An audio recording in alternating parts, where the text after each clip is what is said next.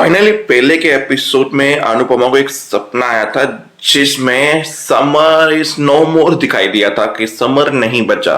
वैसे ही आज के एक एपिसोड में अनुपमा को सपना आया जिसमें पाखी इज नो मोर, कि पाखी इस दुनिया में नहीं रही। पर वो एक सपना था। जैसे अनुपमा सुबह उठी, भगवान की पूजा की, तुलसी को पानी चढ़ाया, वैसे ही पाखी भी आके उनके पास में खड़ी रही, तुलसी को पानी चढ़ाया और रात को पाखी हक करके अपनी माँ के साथ सोई। अनुज ने देखा और अनुज चला गया कि माँ बेटी हैं, बैठे हैं, कोई बात नहीं है। मैं सबसे अच्छा हस्बैंड अगर किसी को अवार्ड मिलेगा तो अनुज को जरूर मिलना चाहिए, क्योंकि आज के एपिसोड में दो चीजें मैंने अनुज की बहुत अच्छी लगी जो आपको भी जिंदगी में अप्लाई करनी चाहिए अगर आप हस्बैंड हो तो किसी के। देखो, सबसे पहली बात, जब वनराज और अनुपमा की बातें हो रही थी, वनराज ने बोला मैं ये धोखे को नहीं बोलूंगा किसी को, क्योंकि तुम्हें पता है अनुपमा दुनिया कैसी है। मेरी कमर टूट जाएगी, मैं टूट जाऊंगा, मेरे घर वाले टूट जाएंगे, मेरे कई अरसों बाद मेरे घर में खुशी आई है।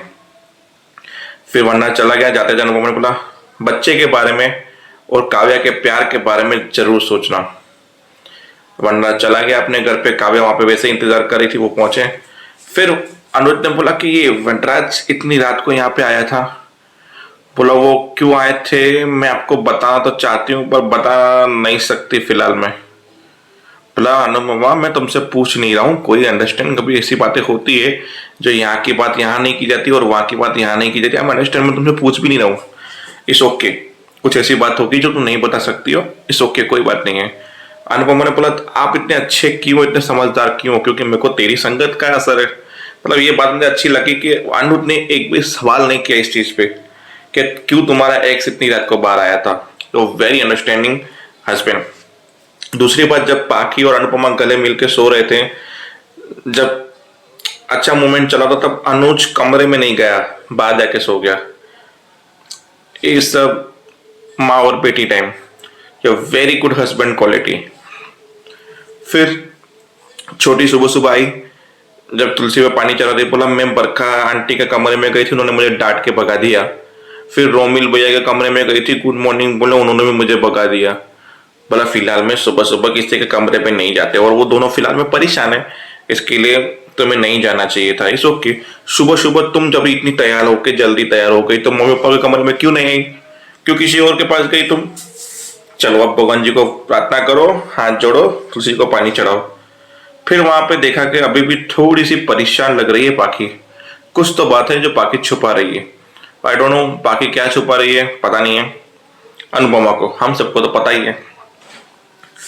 बाकी रही वहां पे बात के जब काव्या घर छोड़ के जा रही है वहां से, जहाँ पे अनुज बोल रहा है, मतलब वनराज बोल रहा है कि तुम नहीं जाओ। बोला मैं अब किसी को धोखे में नहीं रख देती। बोला तुमने धोखा दिया, तुमने को जो करना था तुमने कर लिया।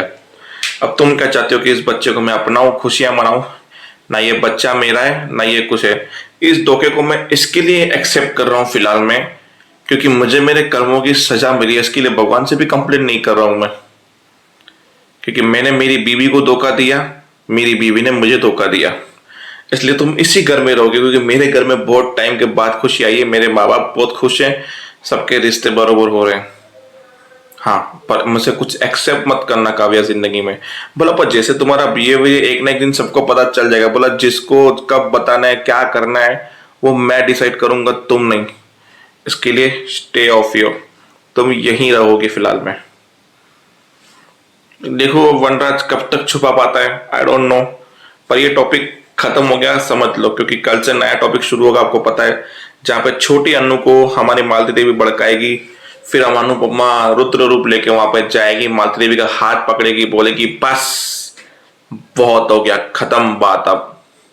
तो देखते हैं आगे होता है क्या। तब तक के लिए जय हिंद, जय भारत।